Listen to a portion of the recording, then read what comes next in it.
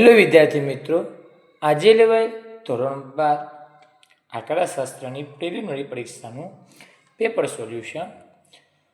ચાલો વિદ્યાર્થી મિત્રો, ક્વેશ્ચન નંબર 1 કે એક વસ્તુનો ભાવ આધા વર્ષની સરખામણીમાં ચાલુ વર્ષના 4.5 ગણો વધ્યો હોય તો ભાવ સૂચકાંક કેટલો થાય? તેમાં જવાબ આવશે 550. અમુકમાં 450 પકડાય છે, બંને જવાબ આવી શકે. બીજું ક્વેશ્ચન, સૂચકાંકની રચનામાં કઈ સરેરાશને શ્રેષ્ઠ સરેરાશ ગણવામાં આવે? તેમાં જવાબ આવશે ગુણોત્તર મધ્યક. ત્રીજો, ક્રમાંક સહસંબંધકની રીતમાં જો બે ચલોનો ક્રમ એકબીજાથી ઉલટા ક્રમમાં હોય તો સહસંબંધક આરની કિંમત શું થાય? જવાબ આવશે -1. જ્યારે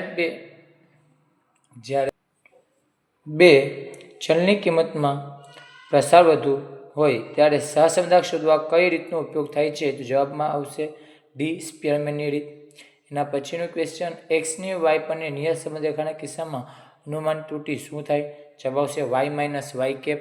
પછીનું ક્વેશ્ચન, વાયની એક્સ પરની નિયત સંબંધ રેખા y કેપ બરાબર 30 - x 1.5x છે. જો x બાર બરાબર -10 હોય તો yની કિંમત કેટલી થાય? જવાબમાં આવશે ડી 45.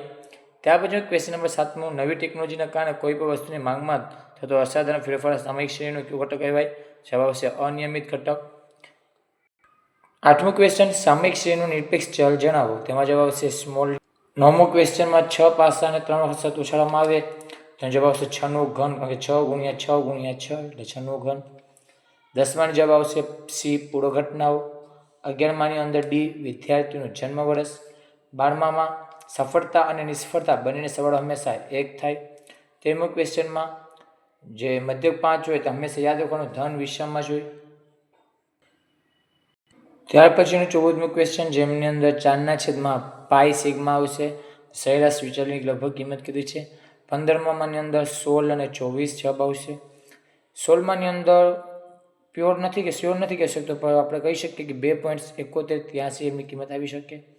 17માની અંદર x - 5 <0.02. 18માની અંદર -2.02 અને -1.98. 19માની અંદર તમે વિચલન લેવાનું છે તે એક્સનું વિચલન શું થાય? સી, એટલે 19માં સી. 20માની અંદર વિકલિત લેવાનું છે તંદુ 6x, તો એમાં જવાબ આવશે સી. વિભાગ બી જોઈએ. પહેલું ક્વેશ્ચન, કઈ પદ્ધતિમાં આધાર વર્ષ પ્રત્યેક વર્ષ બદલાતું રહે છે? તેમાં જવાબ આવશે પરંપરાગત આધારની પદ્ધતિ. બીજું, જો સહવિચલનનું મૂલ્ય ઋણ હોય તો સહસંબંધક આરનું મૂલ્ય પણ હંમેશા ઋણ જ મળે, કારણ કે આર હંમેશા અંશમાં હોય. 23મો ક્વેશ્ચન, નિયત સંબંધ રેખા y કેપ બરાબર a + bx માં અચળાંક a અને b શું છે? તો a અંતરખંડ છે અને b નિયત સંબંધ છે. ત્યાર પછીનો 24મો ક્વેશ્ચન, સામયિક શ્રેણીમાં આલેખની પદ્ધતિની મુખ્ય મર્યાદા શું છે? તો એનો જવાબ આવશે કે વલણની પદ્ધતિ વલણ ચોક્કસ રીતે મેળવી શકાય, એ એમની શું છે? ચોક્કસ રીતે મેળવી શકાતી નથી. એ સામયિક શ્રેણીમાં આલેખની પદ્ધતિની મર્યાદાઓ છે.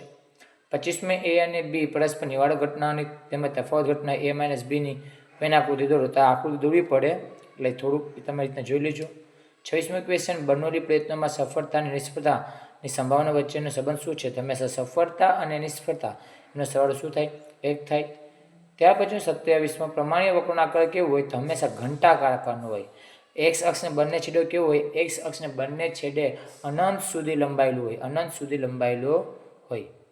ત્યાર પછી 29મો ક્વેશ્ચન, માનાંકમાં <1 1/10 આપેલું છે, એનું સામી સ્વરૂપ લેવું હોય તો સામી સ્વરૂપ n 10 અને 1/10. 28મો પ્રશ્ન પર રહી ગયું છે કે μ - 2 સિગ્મા અને μ + 2 સિગ્મા, તેનો જવાબ આવશે 95.45%. ત્યાર પછીનું 30મો ક્વેશ્ચન કે જેમની અંદર શું કીધું છે? f(x) બરાબર 7x² - 6x + 5 હોય તો f'(x) મેળવો. તેનો જવાબ આવશે 14x - વિભાગ સી જોઈ લેજો, ગણતરી થોડુંક છે જવાબમાં. પહેલાની અંદર જવાબ -8000 આવશે. 33માની અંદર 1 જવાબ આવશે. 35માની અંદર 1/30 જવાબ આવશે. 36માની અંદર આપણને શું છે? મધ્યક પૂછ્યું, મધ્યક 2 જવાબ આવશે.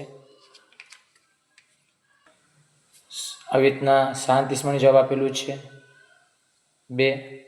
પછી 39માં જવાબ આવશે K2. કિંમત કેટલો આવશે? કેટલો અહીંયા તમને આપેલું છે 20 સમથિંગ આપેલું છે 2. 24 × 2 = 48. થેન્ક યુ વિદ્યાર્થી મિત્રો.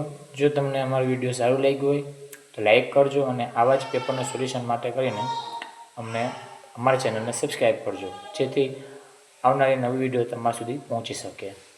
Thank you.